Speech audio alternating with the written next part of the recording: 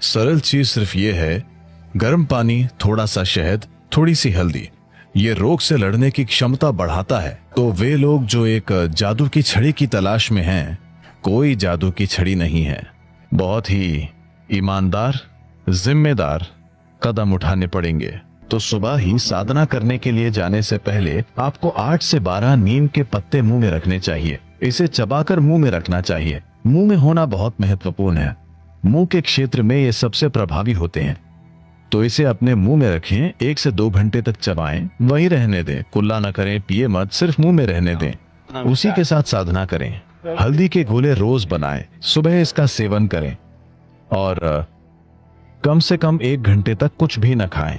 एक और बात यह है कि ये आंवले का मौसम है। इसे कन्नड़ा में नेल्लिकाई कहते हैं, बेट्टद नेल्लिकाई। तो अभी सीजन चल रहा है। वो बड़ा वाला नहीं, गोल्फ बॉल जैसा आंवला, वो हाइब्रिड आंवला है। वो भी ठीक है अगर आपको कुछ और नहीं मिलता तो, वरना पहाड़ियों में जो उगता है वो केवल इतना होता है। सिर्फ एक आंवला तोड़कर उस पर थोड़ा नमक डालें और उसे चबाएं। इसे अपने मुंह में रखना चाहिए और ये भी आपके मुंह में ही सबसे प्रभावी है। ये 1 या 2 घंटे के लिए आपके मुंह में होना चाहिए।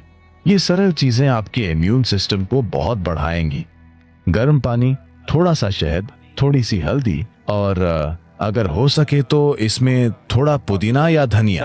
अभी हम अपने क्षेत्र में सभी पुलिस कर्मियों और चिकित्सा कर्मियों को यही दे रहे हैं।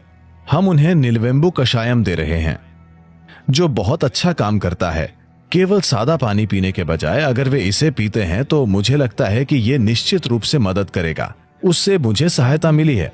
मैं सिर्फ दादी की बातें बता रहा हूँ, मेडिकल बातें नहीं, ठीक है? लेकिन इसने काम किया है। इसने मेरी दादी के लिए काम किया है और मेरे लिए भी।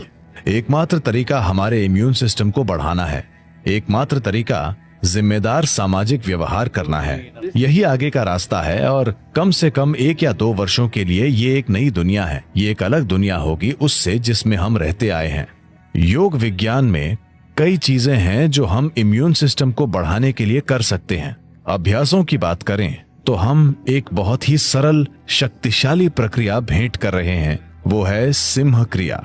ये एक तरह की प्रक्रिया है। एक बात यह है कि ये इम्यूनिटी को बढ़ावा देगी। एक और बात यह है कि इसमें आपकी सांस ऐसे शामिल है कि मान लीजिए आप इसे आज से शुरू करते हैं। 1 हफ्ते बाद अगर आपको यह करना थोड़ा कठिन लगता है तो आप साफ जान जाएंगे कि आपको सांसों से संबंधित कोई समस्या है।